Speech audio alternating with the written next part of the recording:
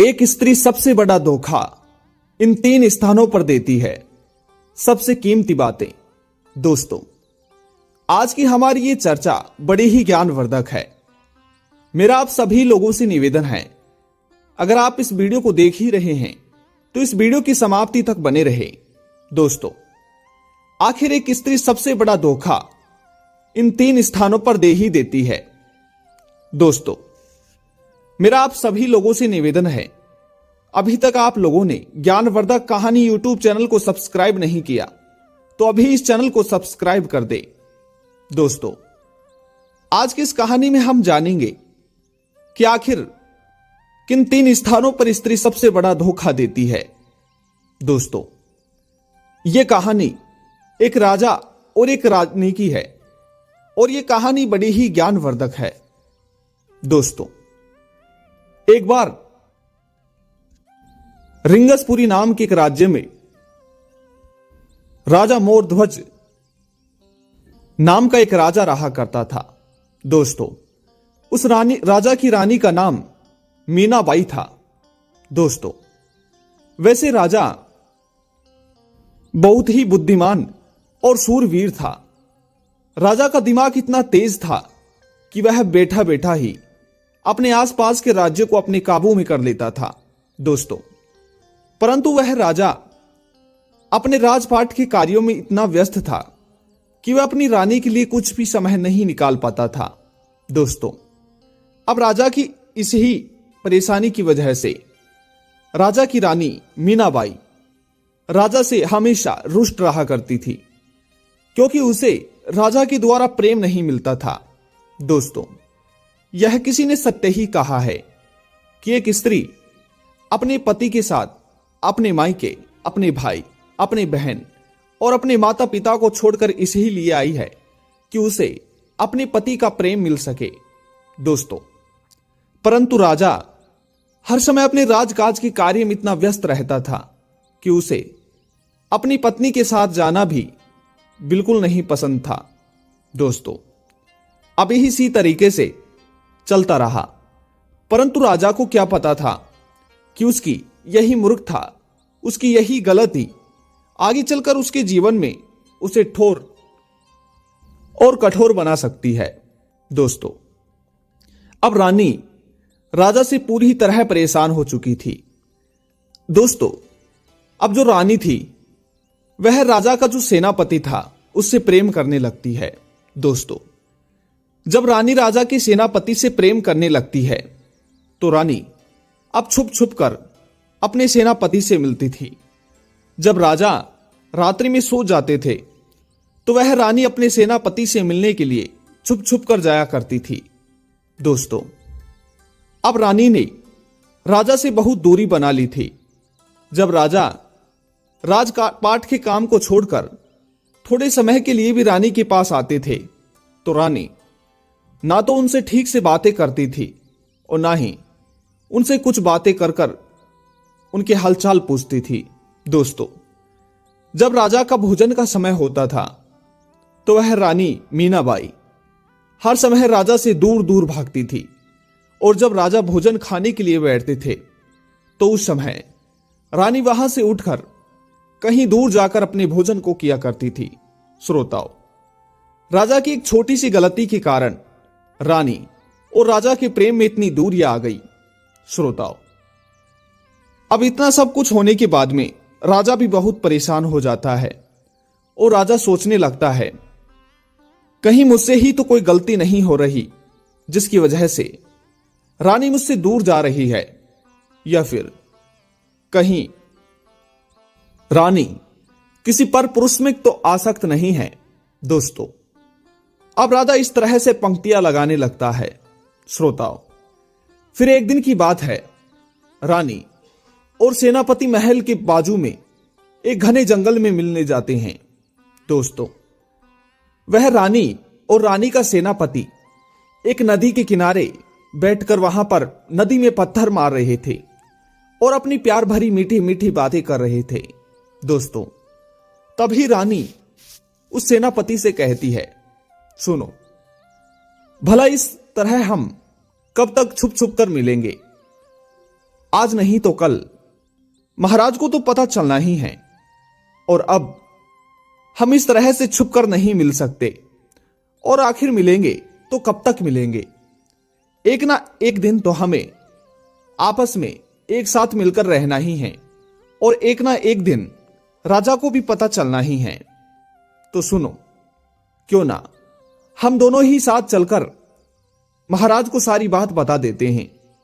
दोस्तों, तभी सेनापति रानी से कहता है, सुनो, क्या तुम मूर्ख हो? अगर हम अभी इसी वक्त राजा से, महाराज से जाकर इस बात को बोलेंगे और उन्हें पता चलेगा कि आप मुझसे प्रेम करती हो, हम इस तरह से छुप छुप कर मिलते हैं, तो महाराज उसी समय अपनी धारदार तलवार से मेरा सिर धड़ से अलग कर देंगे और मुझे मौत के घाट उतार देंगे। भला इस तरह हम मूर्खतावश कार्य क्यों करेंगे? दोस्तों, तभी रानी सोचती है और अपने प्रेमी सेनापति से कहती है, सुनो, अगर ऐसी बात है तो सुनो, क्यों ना हम राजा को ही रास्ते से हटा दे, तो हमारा प्रेम भी बच जाएगा और हमें राजपाट भी मिल जाएगा और खूब सारा धन भी मिल जाएगा। दोस्तों, श्रोताओं, अब रानी का यह छोटा सा उपाय उस सेनापति को खूब भा जाता है। दोस्तों, अब सेनापति और रानी राजा को मारने की और मौत के घाट उतारने की रणनीति बनाने लगते हैं। दोस्तों, तभी सेनापति रानी से कहता है कि सुनो, आज ही और अभी इसी वक्त तुम जाओ और राजा से जाकर बोलो कि महाराज, मुझे आपके साथ जंगल में घूमने के लिए जाना है, और तुम राजा को घूमने के बहाने से जंगल में लाकर किसी गहरे कुएं में धक्का दे दो और ऊपर से कोई पत्थर गिरा दो, जिससे उसी ही समय राजा की मृत्यु हो जाएगी। दोस्तों, अब रानी के इस तरह सुनने पर और सेनापति के इस तरह बोलने पर रानी निसंकोच होकर इस कार्य को करने के लिए तैयार हो जाती है। दोस्तों, अब रानी और सेनापति वहां से उठकर महल की ओर जाने लगते हैं। दोस्तों, महल में पहुंचकर रानी राजा के पास जाती है और राजा से कहती है, महाराज, आप मेरे साथ चलो, मुझे जंगल में घूमने के लिए जाना है और मेरा मन भी बहुत बेचैन हो रहा है। मैं चाहती हूं कि आप मेरे साथ घूमने के लिए चलो, जिससे मेरा मन भी थोड़ा हल्का हो जाएगा और हमें और आपको मिले काफी दिन हो चुके हैं। इसी ही बहाने हम कुछ बातें कर लेंगे और एक दूसरे से मिल भी लेंगे। दोस्तों, तभी राजा कहता है, सुनो, मुझे बहुत सारा काम है और राजपाट का कार्य इतना है कि मुझे आज क्या बल्कि 3-4 दिनों तक बिल्कुल समय नहीं है। तुम किसी दास और दासियों को लेकर जाओ और जंगल में घूम आओ। दोस्तों, तभी रानी अपने मुंह को फुलाती है और महाराज से कहती है, सुनो, अगर आप मेरे साथ नहीं जाओगे तो मैं अभी और इसी वक्त इस महल और इस राज्य को छोड़कर चली जाऊंगी। दोस्तों, अब रानी के ऐसे हट को सुनने के बाद में राजा रानी की बात को मान लेता है और राजा अपने सिंहासन को छोड़कर रानी के साथ जाने के लिए तैयार हो जाता है। दोस्तों, तभी राजा और रानी बिना किसी दास दासियों और सेनापति को लेने के बाद अर्थात अकेले ही जंगल की ओर जाने लगते हैं।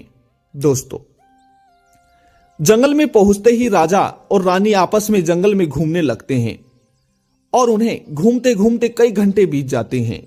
दोस्तों, तभी रानी को एक कुआं दिखाई देता है और रानी उस कुएं को देखकर एक बड़ के पेड़ के नीचे बैठ जाती है। दोस्तों, जब रानी बड़ के पेड़ के नीचे बैठ जाती है तो तभी महाराज रानी से कहते हैं, अरे आखिर तुम बैठ क्यों गई? दोस्तों, तभी रानी राजा से कहती है, महाराज, मुझे बहुत जोर से प्यास लग रही है और मुझे पानी भी पीना है। दोस्तों, तभी रानी राजा से कहती है, महाराज, उधर देखिए, जो आपको कुआं दिखाई दे रहा है, क्या आप मेरे लिए उस कुएं से पानी निकाल कर ला सकते हैं? मुझे बहुत प्यास लग रही है। दोस्तों, तभी रानी की इस बात को सुनकर और रानी की प्यास बुझाने के लिए महाराज उस कुएं के नजदीक जाते हैं और जैसे ही कुएं में पानी भरने के लिए महाराज उस बाल्टी को कुएं के अंदर गिराते हैं तो रानी पीछे से आकर महाराज को धक्का दे देती है। दोस्तों, जैसे ही महाराज को धक्का लगता है तो महाराज उस कुएं में गिर जाते हैं। और श्रोताओं, कुएं में गिरते ही रानी एक बड़ा सा विशाल पत्थर उठाती है और पत्थर को उठाकर महाराज के ऊपर फेंक देती है। श्रोताओं, पानी में गिरने के बाद और पत्थर सिर में गिरने के बाद महाराज की समय पर ही मृत्यु हो जाती है। श्रोताओं, उसके बाद इस तरह से वह रानी और सेनापति महल में जाकर कई सारा धन, हीरे मोती जेवरात बटोर कर दूसरे राज्य की ओर भाग जाते हैं।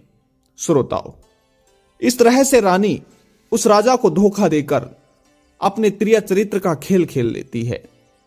श्रोताओं,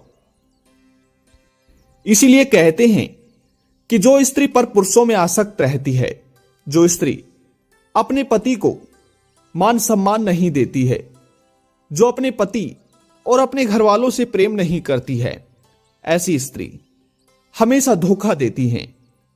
श्रोताओं, आज का यह वीडियो आप सभी को कैसा लगा कमेंट बॉक्स में अवश्य बताइएगा। पुनः मिलते एक और नई वीडियो, नई जानकारी के साथ। जय श्री कृष्णा, राधे राधे।